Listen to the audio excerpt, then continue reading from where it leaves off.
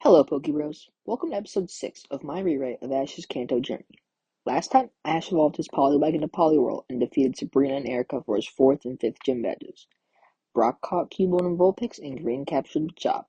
Now, without further ado, let's hop in. We pick up with our trio arriving at Fuchsia City. After arriving, Ash would rush right to the gym. However, after arriving, Ash would learn that the gym leader currently isn't there. Ash would be bummed. Brock would then suggest that the trio head to the Safari Zone to see if they could capture some rare Pokémon. Ash and Green would then jump at this opportunity, heading right for the Safari Zone. First, Ash would try to catch a Tauros, but Green would jump in, catching it first. Then, Ash would try to catch an Execute, but again, Green would jump in, catching it first. Ash would now start to become aggravated. Because of this, Ash would run off, avoiding Green. He would soon encounter a tiny blue Pokémon. Ash would point his Pokedex at the Pokemon, learning that this is Dratini. Ash would then toss a ball, capturing the Dratini. Then the group would discover that the safari time was up. After leaving the safari, Green would head to the Pokemon Center to swap her Machop for her Execute. While this was happening, Ash would head to the gym, hoping Koga had returned. Outside the gym, Ash would run into a girl named Janine.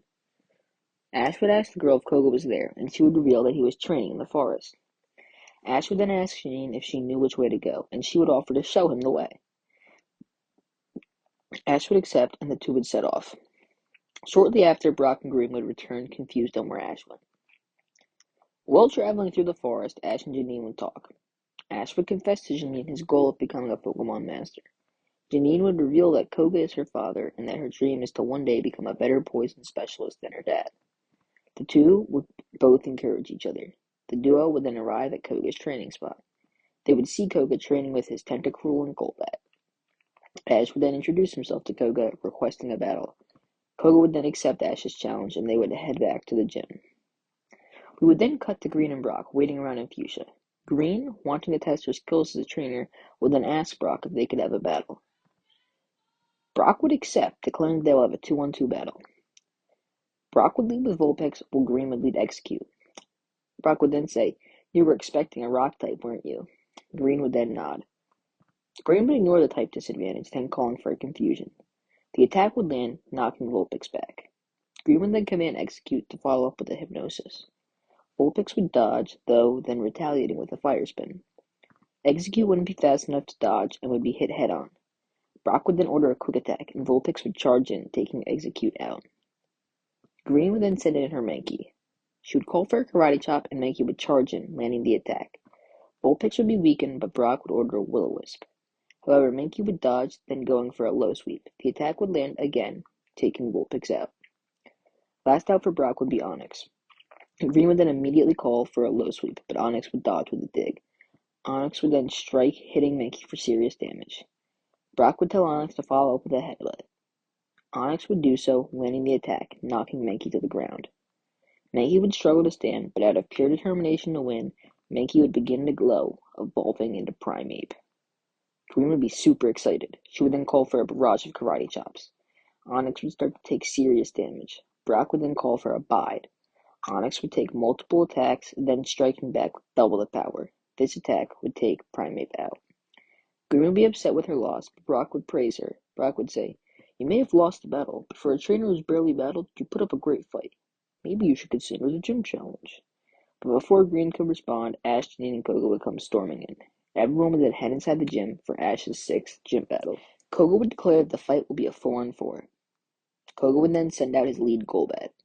Ash would send him Pikachu as a response. Koga would then call for an Air Slash, but Pikachu would dodge, then striking with a Thunderbolt. The attack would do serious damage to Golbat. Koga would then call for a Toxic, poisoning Pikachu. Koga would follow this up with a Sludge Bomb.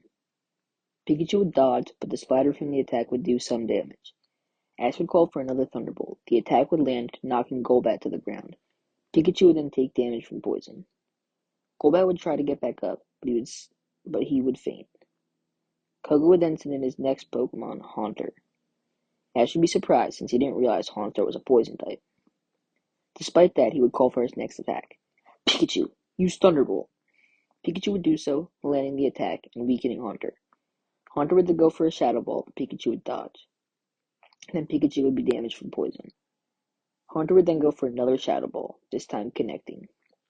Pikachu would be knocked back. He would try to stand but would fall due to poison damage. Next out for Ash would be his own Haunter.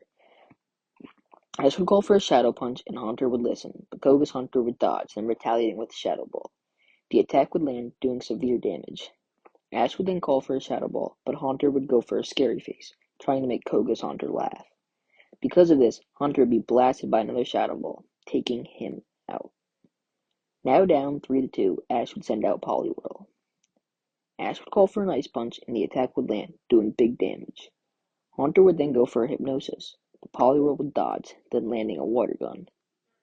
Haunter would then charge in with a Shadow Punch. But Poliwhirl would meet him in the middle with an Ice Punch. The attacks would collide, but only Haunter would fall. Next out for Koga would be Tentacruel. Koga would call for a Sludge Bomb, but Poliwhirl would dodge, then retaliating with an Ice Punch. However, Tentacruel would then go for a Giga Drain, doing super effective damage. Now weakened, Poliwhirl would fire off a powerful Water Gun, knocking Tentacruel back. Tentacruel would respond with a Toxic. Poliwhirl would try to dodge, but wouldn't be fast enough. Now poisoned, Poliwhirl would charge in with a Body Slam. Tentacruel would dodge, though, then striking with a Hyper Beam. Poliwhirl would be knocked onto the ground, but he would stand back up. He would then charge in with an Ice Punch. Tentacruel would try to dodge, but he wouldn't be fast enough, and Poliwhirl would take him out. Last out for Koga would be Muck. Ash would call for an Ice Punch, and Poliwhirl would charge in. Koga would call for a Thunderbolt, and it would connect. Due to the previous damage, Poliwhirl would faint. Last out for Ash would be Charmander. Ash would call for an Ember, and it would connect. Muck would then go for a Sludge Bomb, but Charmander would dodge. Ash would then call for a Fire Spin, trapping Muck in a fiery vortex. Muck would then go for another Sludge Bomb. Ash would order Charmander to dodge again, but expecting this, Koga would order Muck to use a Body Slam on where Charmander dodges to. This would work, and Charmander would become trapped under Muck's body. Ash would call for an Ember, but it wouldn't do much. Charmander would seem like he was going to lose due to being trapped under Muck. However, at that moment, light would start breaking out of Muck's body, and then a burst of flames, causing an explosion. When the smoke clears, instead of a Charmander, a Charmeleon would be there. Ash would then call for his newly evolved Charmeleon to use a newly learned Flamethrower. However, instead, Charmeleon would charge in, going for a Slash. The attack would land, doing good damage. Ash would then call for another Slash, but Charmeleon would go for a Flamethrower. Koga would then instruct Muck to go for a Sludge Bomb. Ash would tell Charmander to dodge, but instead he would use a Flamethrower, trying to burn the attack up. Charmeleon would then charge in, going for a Slash. The attack would land, taking Muck out. Ash would run out to hug Charmeleon, but he would get fried by a Flamethrower. Koga would then give Ash his Soul Badge. Brock would then congratulate Ash on his win, but he would voice his concern over Charmeleon. Ash would assure Brock that it was probably nothing, then our trio would head to the Pokémon Center. We would then pick up with our trio camped out just outside of Fuchsia. Brock and Ash would be having a conversation about Ash's next gym battle. Brock would tell Ash that the next gym is on Cinnabar Island. Hearing this, Ash would want to head right there. Brock, however, would tell Ash of a fossil excavation happening not too far away. Brock would tell Ash that fossils can be revived on Cinnabar, so if they headed for the excavation first, they could add new Pokemon to their teams in Cinnabar. Ash would like this idea, so he would agree with Brock. Green would also be excited by this idea, so everyone would be on board. The next day, our trio would arrive at the excavation site. Brock and Green would then run off to start mining, but Ash wouldn't. Instead, he would run a different direction because he spotted his rival, Gary. Ash would then challenge Gary to a battle, and Gary would say, "I guess I can give my Pokemon some extra training." This would aggravate Ash, with him saying, "I'm gonna beat you this time, Gary. Just watch." The battle would be a one-on-one. Gary would send out Blastoise while Ash would send out Charmeleon. Ash would immediately realize that this was a bad type matchup. Despite that, he would order Charmeleon to attack with a Slash. However, Charmeleon would instead go for a Flamethrower, which would land, but wouldn't do much damage.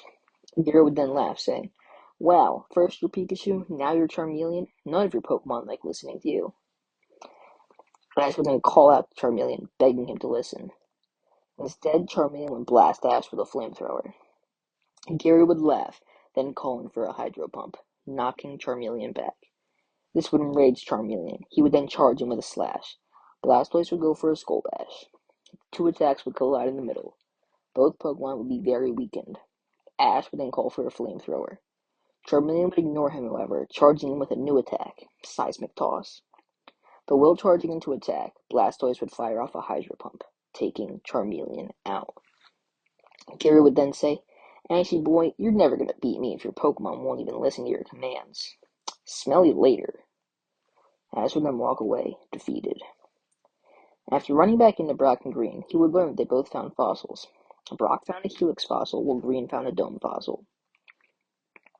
Brock would ask Ash why he looked so down in the dumps, and Ash would explain how he lost to Gary and how Charmeleon wouldn't listen to him. Brock would reassure Ash that with more training and trust, Charmeleon will come around. Ash would want to believe him, but it was hard.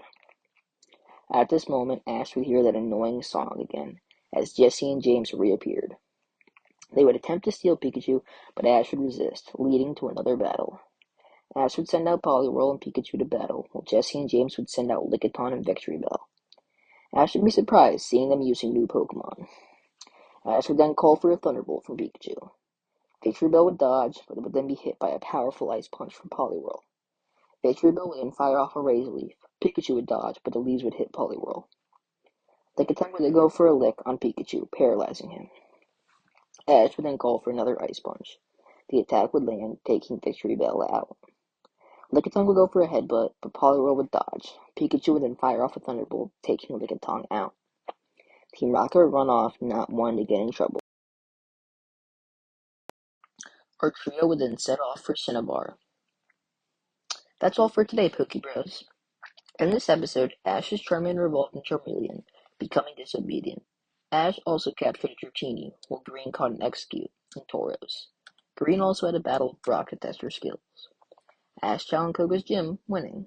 Ash then lost another battle to Gary. Remember, if you have any criticisms or suggestions, comment them down below. Don't forget to like and subscribe. Goodbye, Pokebros.